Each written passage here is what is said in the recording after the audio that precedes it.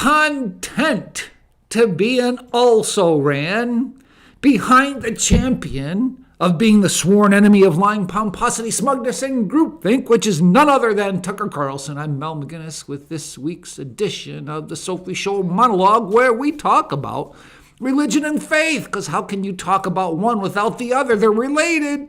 I mean, religion is the foundation. Politics flows out from that. I'm going to talk about no boundaries. We're watching boundaries evaporate. I was listening to a pastor, and as he talked about going over the cliff, he says before you get to the cliff, there are boundaries there. You break through one, break through another, break through a third, and then you go over the cliff. The cliff just doesn't come up there all of a sudden. You break through the boundaries. Think about boundaries that have been broken. The 60s. That's where the sexual revolution really began to take root in our nation. And we see the looseness that has resulted in no more boundaries. Just a decade ago or so, we see the boundary of marriage be smashed through. And as we observe that, again, I can't help but think of Dennis Prager in response to those who are saying gender doesn't matter when it comes to marriage, just love. And Prager would say, it won't be long until gender doesn't exist. Break through the boundary of marriage, break through the boundary of gender. Now we got transgender, so-called.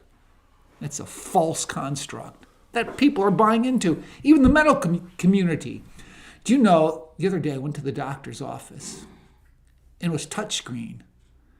And I was asked my preferred pronoun. You gotta be kidding me. You see the medical community even compromising with this. They're just breaking through the boundaries. The boundaries that were ordained in Scripture from Genesis chapter 1. Everybody agreed with it. Even the evolutionist would say there's male, female. But now those boundaries are being erased. So that when you go to a doctor's office, I'm just warning you in advance. If you have to go to touchscreen, be prepared to answer the question, preferred pronoun. But I want to think of something creative to put in there the next time. And they also ask you those leftist questions with respect to gender. Boundaries are being broken. You may have heard about the pastor who gave that advice to the grandmother to go to the wedding ceremony of a grandchild with a person of the same sex, saying that, well, to do that, you want to put the priority on the relationship. But I'm wondering, would he have said the same thing if the grandmother had two granddaughters that wanted to get married to one another? Would he have said, yeah, you better go to that ceremony because it'll show them your love? Really? Really? I know one hasn't been made official by the government yet, but it almost seems like the government so influences people like Alistair Begg that, well, since the government ordains it, I best you go to the service to show that you love. And I would say you can show love outside of giving any credence to such a ceremony as that. You can be hospitable to them after that ceremony is done and say, come on over to my house a week from now. You can show hospitality without having to show up to such a ceremony. But as we blast through these boundaries, do you know what we're also observing? No borders. Right now we're observing open borders both south and north. You see, even the Canadian border is loosely patrolled because, as I understand it, you have Border Patrol that was up there now having to go down to the southern border. And not so much enforce it, but process people.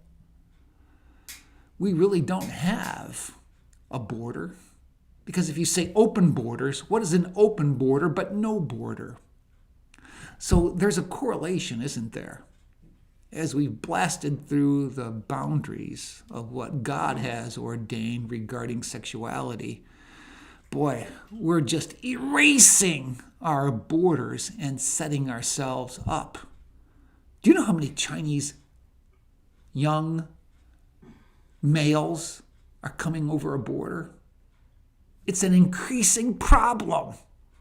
Do you think they're here because they want asylum? No. There's a connection between them and their government. And our government is really doing nothing to protect, secure the border. There is a correlation.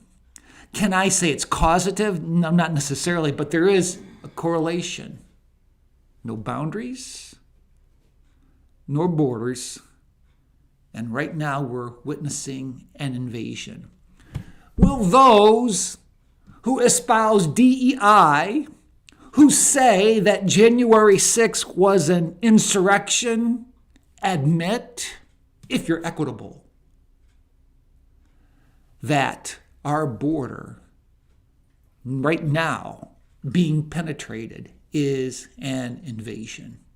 Oh, I loved what my friend Dr. Everett Piper sent by way of a meme on Facebook. Sneaking over the border doesn't make you an immigrant any more than breaking through a door of a house makes you part of the family.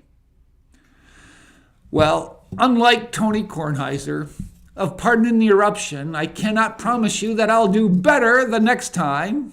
And unlike Tony Kornheiser, I will wave the flag of sackcloth for humility.